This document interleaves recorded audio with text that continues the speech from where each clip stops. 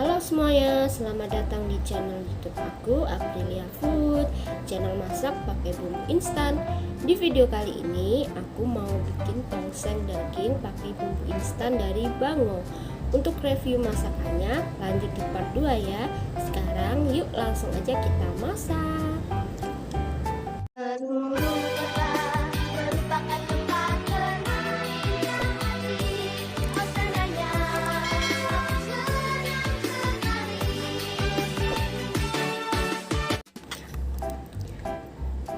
Yuk guys, ini adalah bumbu tambahan buat bikin tongsengnya ya.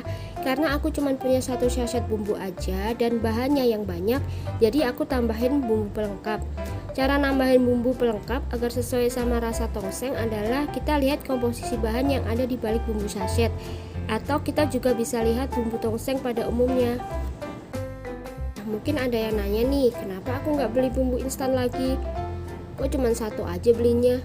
Nah, karena aku masih punya banyak bahan bumbu di rumah, jadi daripada nggak kepakai, aku tambahin aja buat masak. Yang penting rasanya sama.